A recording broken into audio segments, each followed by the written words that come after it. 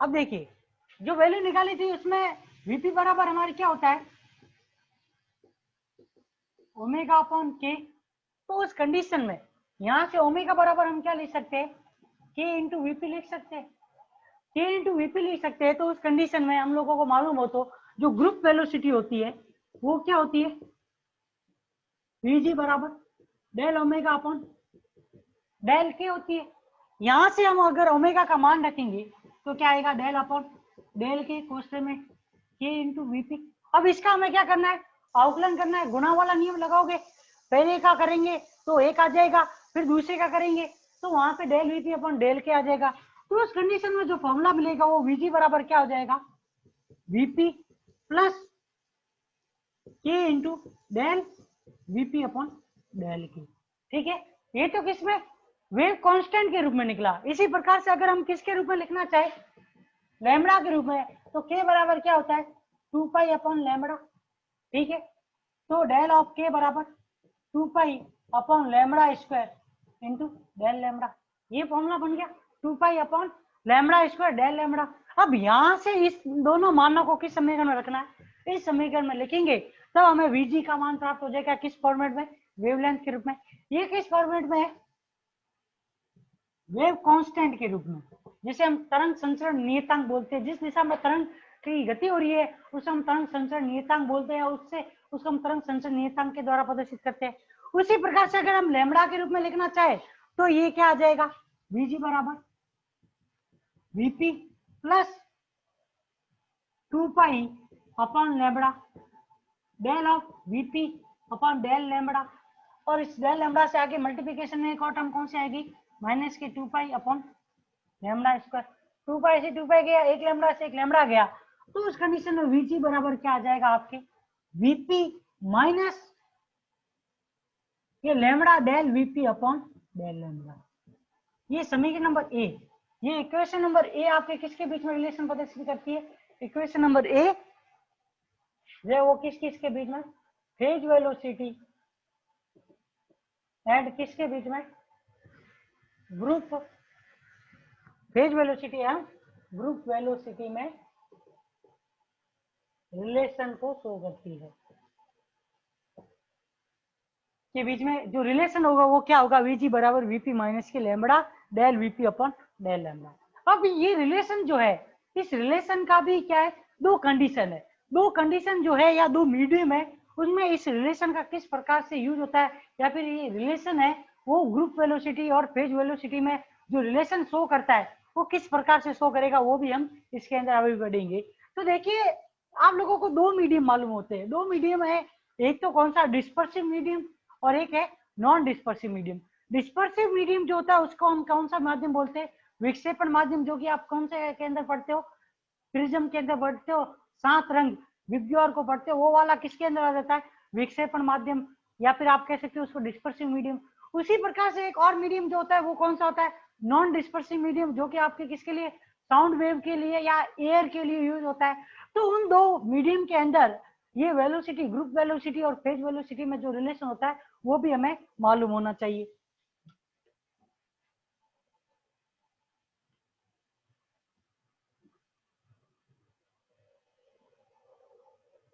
अब देखिए सबसे पहला मीडियम है, सबसे पहला केस जो है वो कैसे माध्यम के लिए है, नॉन डिस्पर्सिव मीडियम, जिसे हम अविक्षेपण माध्यम कहते हैं, अविक्षेपण माध्यम भी कहते हैं।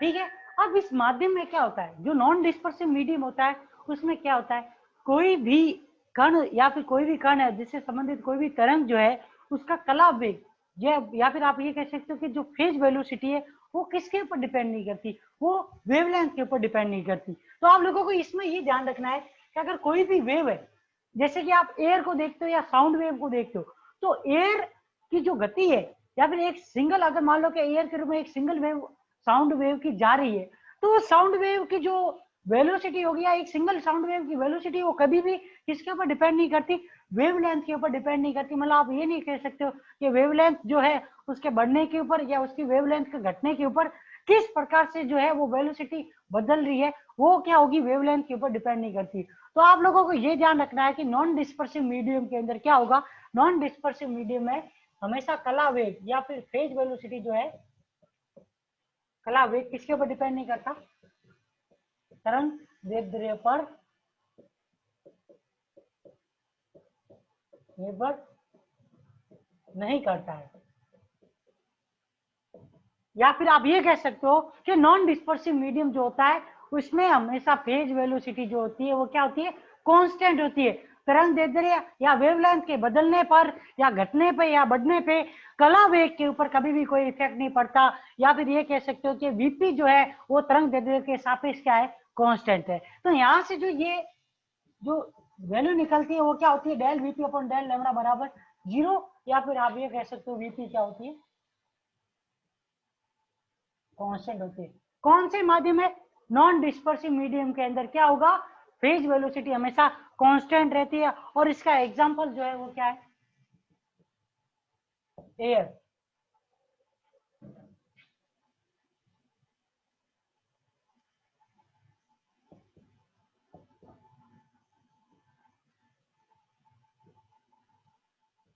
नॉन डिस्पर्सिव मीडियम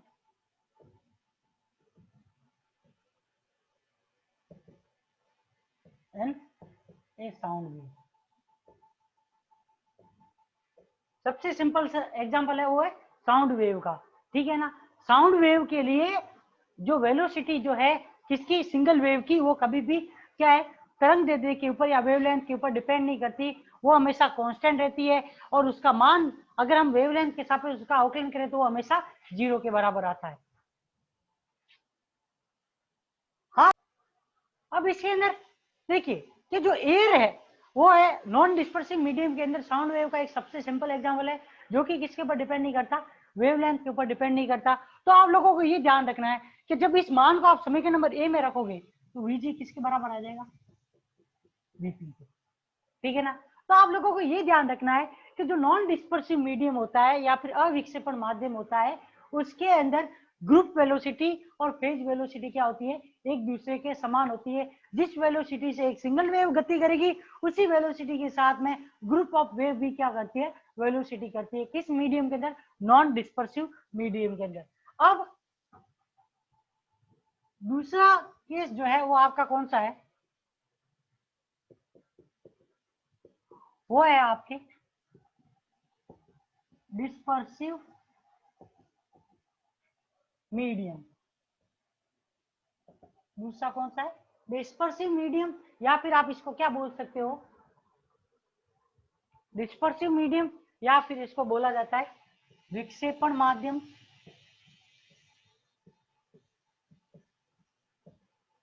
ठीक है। और विक्षेपण माध्यम जो होता है उसके अंदर आप लोगों को ये ध्यान रखना है कि जो कला वेग है या फेज वेलोसिटी जो है वो किसके ऊपर डिपेंड करती है, तरंग दैर्ध्य पे निर्भर करती है।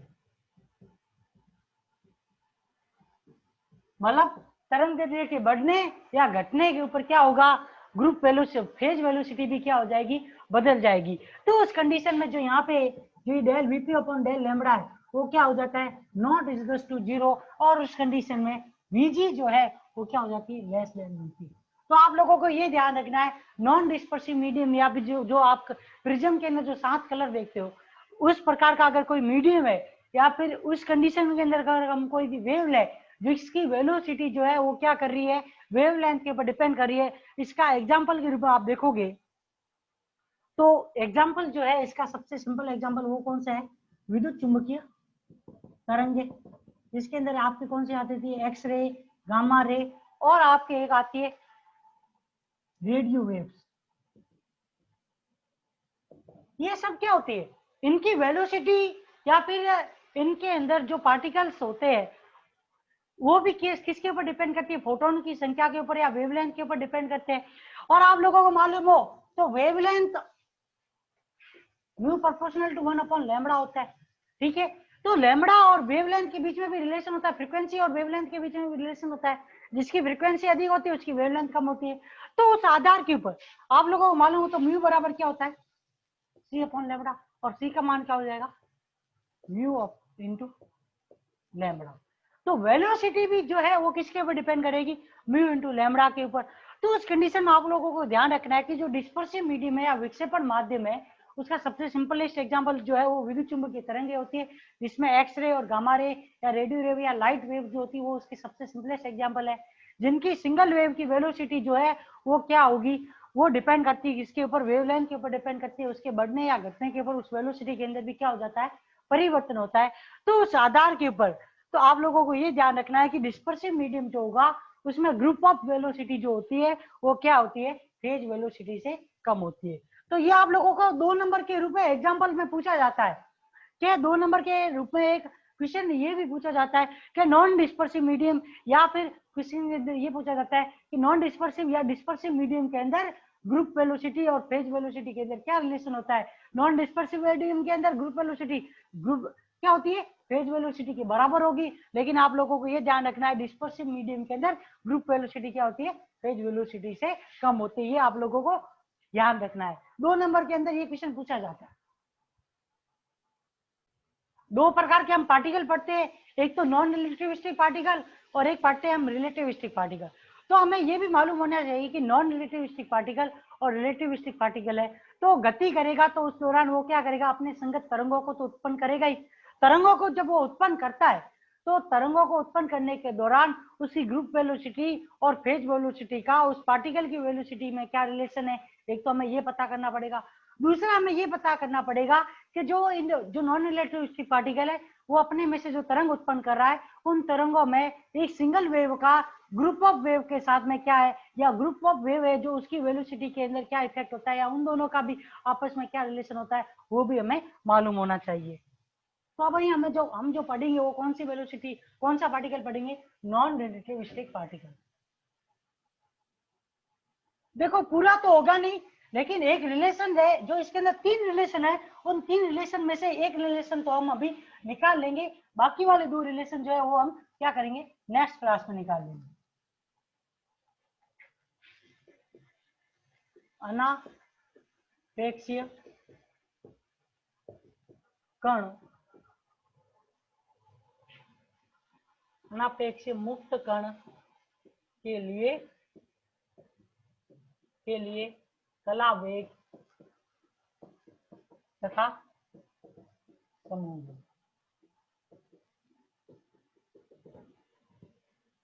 अनापेक्षी से मतलब है आपके नॉन रिलेटिविस्टिक पार्टिकल, ठीक है। नॉन रिलेटिविस्टिक फ्री पार्टिकल जो होता है उसके लिए अगर हम ग्रुप वेलोसिटी और फेज वेलोसिटी निकालना चाहे तो वो क्या निकलेगी वो हमें ज्ञात करनी है।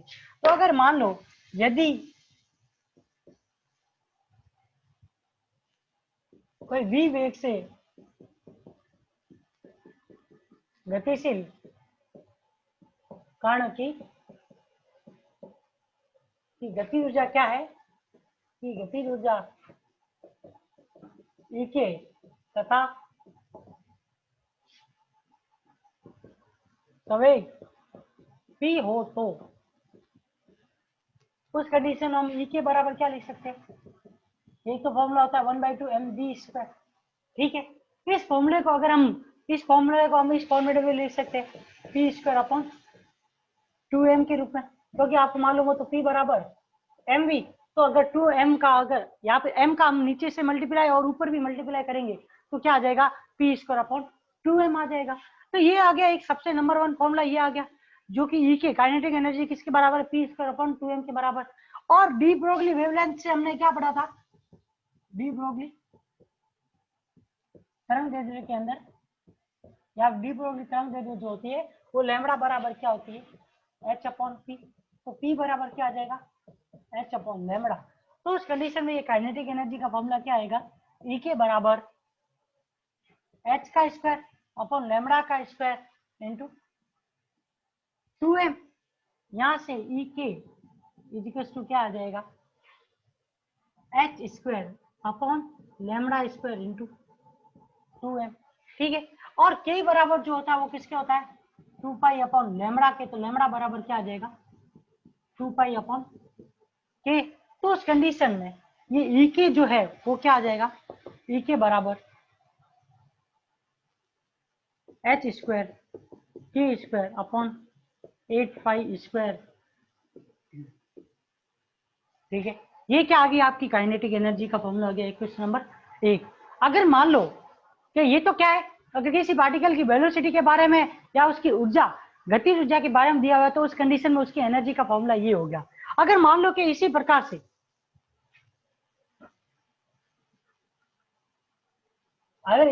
से कोई भी पार्टिकल जिसके संगत कोई तरंग उत्पन्न हो रही है, उस तरंग की फ्रीक्वेंसी के बारे में भी हमें मालूम हो, तो उस कंडीशन में हम फॉर्मूले को भी लिख सकते हैं। तो आप लोगों को मालूम हो कि अगर एक, क्योंकि कोई भी म्यू आवृत्ति की कोई तरंग जो होती है या पार्टिकल जो होता है, आवृत्ति का जो फोटोन होता है, उसकी ऊर्जा क्या होती है, ऊर्जा ई बराबर एच म्यू, और वो हमेशा गतिशील अवस्था में होता है। रेस्ट कंडीशन में उसकी एनर्जी ई बराबर एच म्यू नहीं होगी, गतिशील अवस्था में एनर्जी ई बराबर एच म्यू।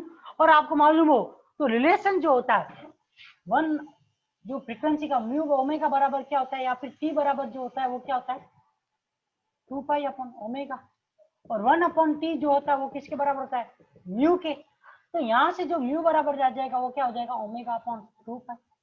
तो यहाँ से एनर्जी का जो फॉर्मूला बनेगा वो क्या होगा, ई ऑफ के बराबर, यहाँ पे एनर्जी ई बराबर एच ओमेगा अपॉन 2 पाई।